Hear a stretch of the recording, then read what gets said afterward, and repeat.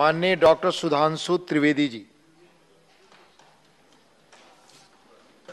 माननीय सभापति महोदय, please please please please please please हाँ साहब प्लीज।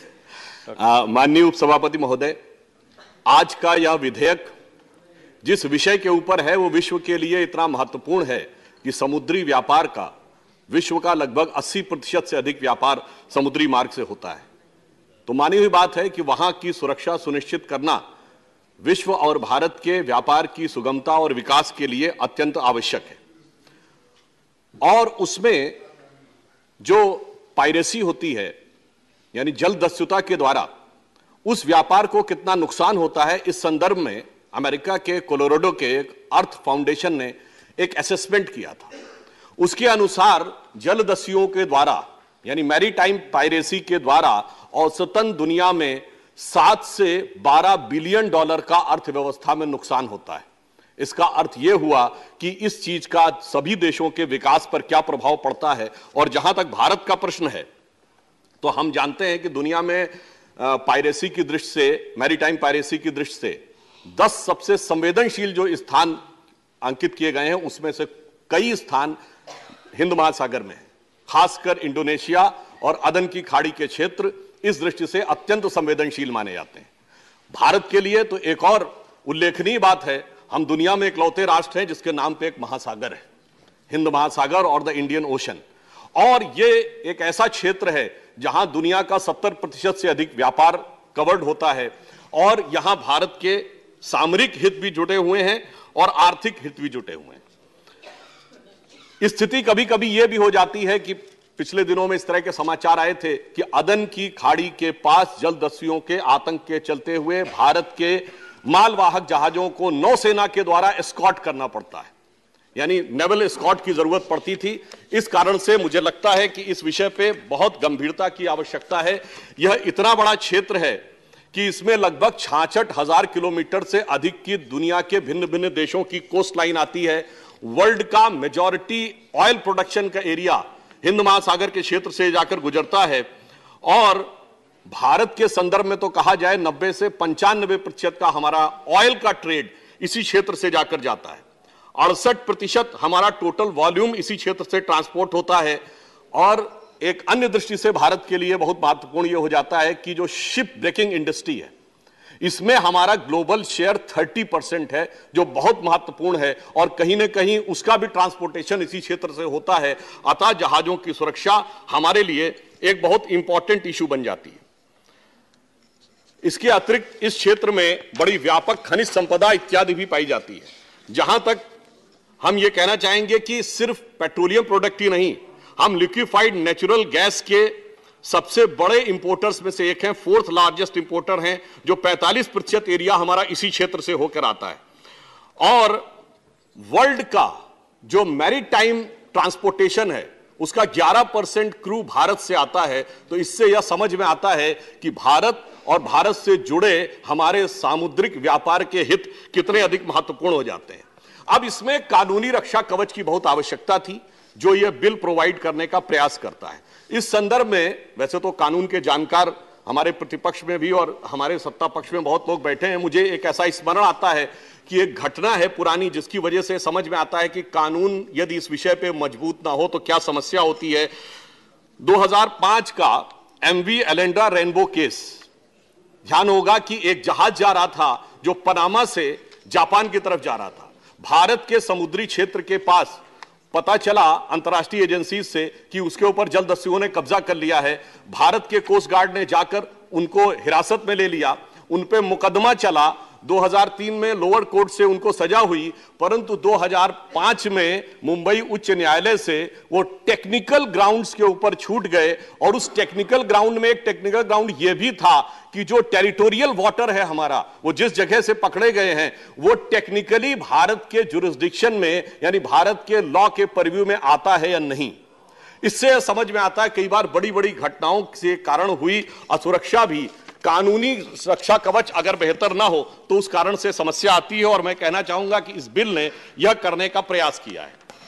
अब इस हम सभी जानते हैं, पूर्ववर्ती वक्ता बता चुके हैं, 2012 में यह बिल ड्राफ्ट हुआ था, उसके बाद स्टैंडिंग कमेटी के पास गया, 2019 में यह आया, परंतु इस बीच में अनेक ऐसी घटनाएं हुई जिन्होंने कि इस विषय को लेकर आवश्यकता को और बढ़ा दिया।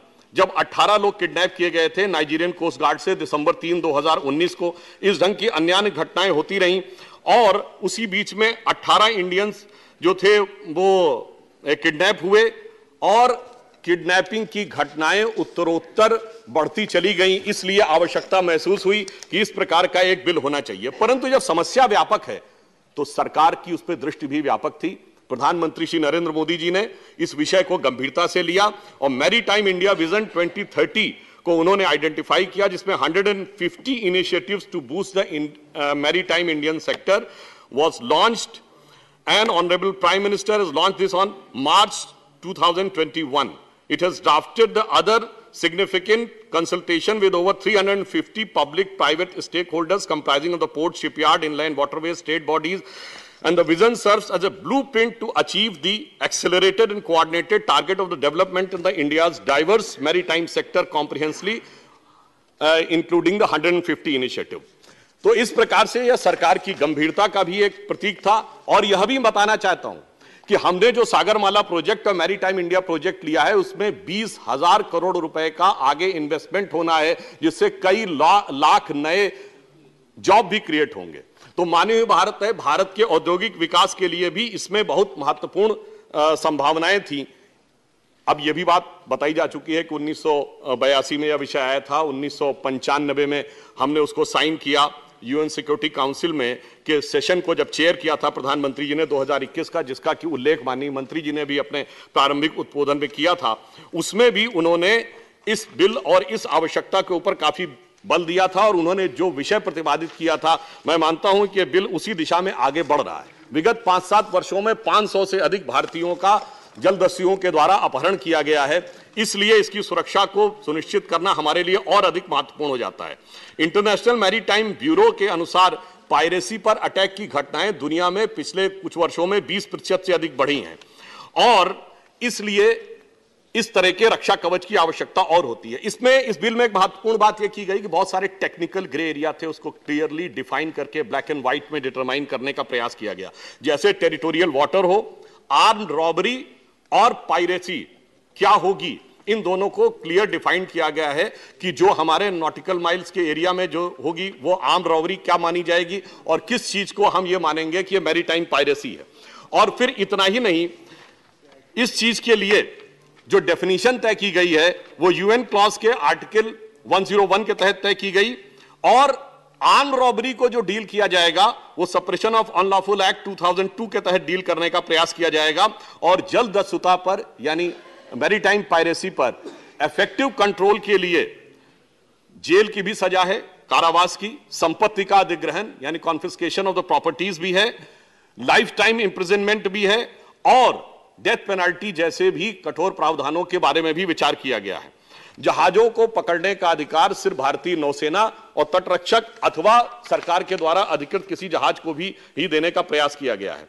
यहां पर मैं एक क्लॉज का उल्लेख करना चाहूंगा जो थ्रू पॉइंट 1 में कहा गया है, for committing an act of privacy one could have the life imprisonment, but if someone attempts to commit the offense of the piracy or adds or abates or conspired to or procures, then the person shall be punished with imprisonment for the term which may be up to 10 years.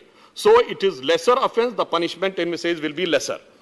अब यहां पर एक चीज ये आती है कि presumption में किसी प्रकार का कंफ्यूजन ना हो तो उसको भी क्लैरिफाई करने के लिए there were very specific conditions relating to presumptions. The condition number 1 was that the arms, ammunition, explosive and equipment must be recovered.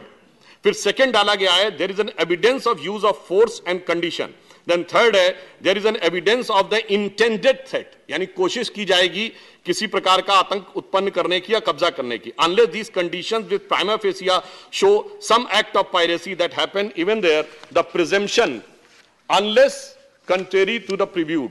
तो इस प्रकार से जो प्रिजम्पशन है उसके अंदर भी ग्रे एरिया नहीं छोड़ा गया है ताकि उस बात को बहुत स्पष्ट रूप से आगे क्या जा सके। मैं एक चीज की और सदन के ध्यान में डालना चाहूंगा कि हमारी सरकार ने इस विषय को मॉडर्न हाई टेक्नोलॉजी के हिसाब से कंट्रोल करने के लिए अगर देखा जाए तो हमने एक मैरीटाइम डोमेन अवेयरनेस सिस्टम बनाया है, जो हमने उसका एक फ्यूजन सेंटर गुरुग्राम में बनाया है, जिससे हमारी मैरीटाइम एक्टिविटीज के ऊपर एक प्रॉपर टेलीकम्युनिकेशन रिमोट सेंसिंग के थ्रू पूरी तरीके से एक नजर रखी जा सके। दुरुपयोग की संभावना नहीं हो सकती है, इसलिए एविडेंस वर्ड का प्रयोग कई बार किया गया है कि पर्याप्त तथ्य और सबूत के बाद ही उसके ऊपर कोई कार्य किया जा सके। अंत में मैं अधिक समय न लेते हुए सिर्फ यह कहना चाहूंगा, विषय की परिधि में रहते हुए ही थोड़ा सा विषयांतर में जाते हुए देखिए, जब हम समुद्र में सुरक्षा की बात करते हैं तो भारतीय नौसेना के जो चिन्ह है, एम्बलम, उस पर लिखा हुआ वाक्य है शन्नो वरुणा, यानी वरुण देवता हमारी रक्षा करें, जो वेदों से लिया गया है। और मैंने इसीलिए कहा थोड़ा सा विषयांतर, परंतु विषय की परिधि में, इस दुनिया में एक और देश है जिसकी नौसेना के एम्बलम पर भी संस्कृत का आदर्श वाक्य लिखा है। वो है दुनिया का सबसे बड़ा मुस्लिम देश इंडोनेशिया, जिसकी नौसेना पर लिखा है जलश्चैव जयामहे, यानी जल में भी मेरी जय हो। तो मैं सिर्फ ये कहना चाहूंगा कि जैसा सामंजस्य इस बिल के ऊपर सत्ता पक्ष और प्रतिपक्ष में दिखाई पड़ रहा है, यदि इस प्रकार के जल के गमन पर हमारा ऐसा ही सांस्कृतिक सामंजस्य भी दिखे तो मामला और सुगम होगा। और एक अंत में, जैसा फौजिया खान साहब ने कहा था, तो उन्होंने कहा था, तो मैं एक बात कहूं, कभी कभी समुंदर में आप जाते हैं तो बड़ा खतरा महसूस होता है और समझ में नहीं आता है कि किनारा कहां मिलेगा, जिसके लिए ज़ौक़ ने एक लाइन कही थी कि ज़ौक़ दुनिया के समंदर में ये कश्ती उम्र की, जिस जगह पर जा लगी वो ही किनारा हो गया। पर अब ये बिल आने के बाद जहां किनारा होगा वहां कानून का सहारा भी होगा। धन्यवाद। धन्यवाद।